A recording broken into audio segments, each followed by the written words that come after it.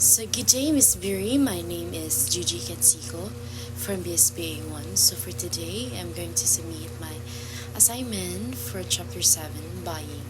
So the first question is define and explain.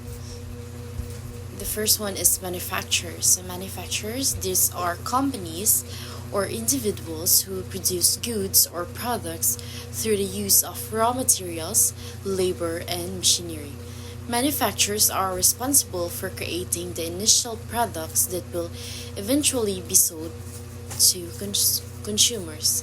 And the next one is what is the wholesalers? So wholesalers are intermediaries who buy goods in bulk from manufacturers and then sell them in small quantities to retailers. They serve as a link between manufacturers and retailers, providing a distribution channel for products. And the next one is what are the retailers? The retailers are businesses that sell goods directly to consumers. They operate stores, online platforms, or other channels where consumers can purchase products for personal or household use. Retailers typically buy products from wholesalers or directly from manufacturers. And the next one is what is indirect consumers? So indirect consumers refer to individuals or entities that indirectly benefit from the consumption of product or service. They may not be the end users of the product but are impacted by its use or consumptions in some way.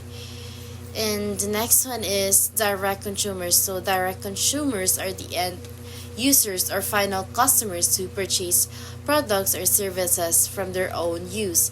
They are primarily target of manufacturers, wholesalers, and retailers.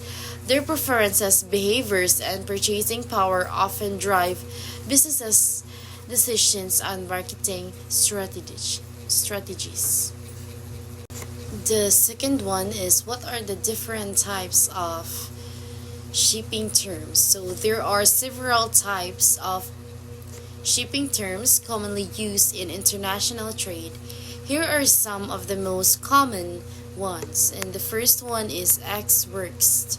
So ex works, the seller makes the goods available at their premises or another named place. The buyer is responsible for all transportation costs, customs clearance, and risks from that point onward.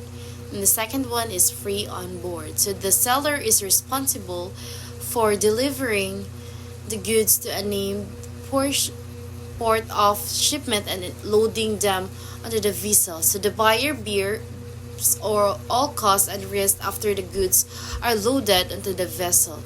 The third one is cost and freight. So the seller is responsible for delivering the goods to a named port of destination and paying for the transportation costs to that port. However, the risk of loss or damages transfers to the buyer once the goods are loaded onto the vessel.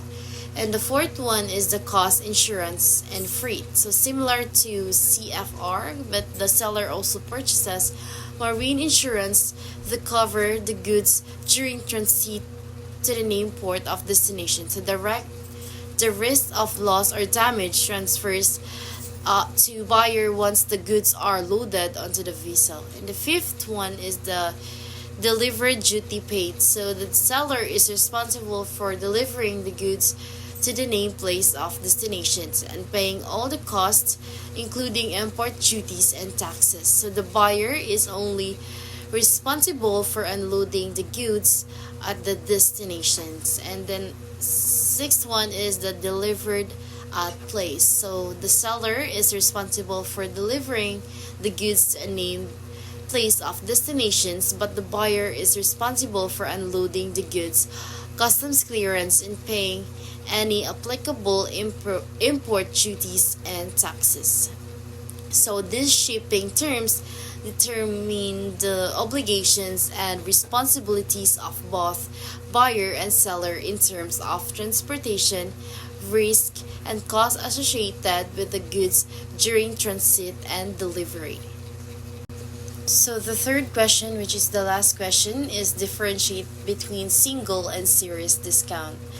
So single discount is a one-time reduction applied to the total price, usually given as a percentage of the original price. It's used to attract customers for individual purchases. So serious discounts consist of multiple discounts applied successively to the original price. So each discount is calculated based on the reduced price from the previous discount. It's commonly used in wholesale and retail sectors to incentivize bulk purchases or repeat businesses.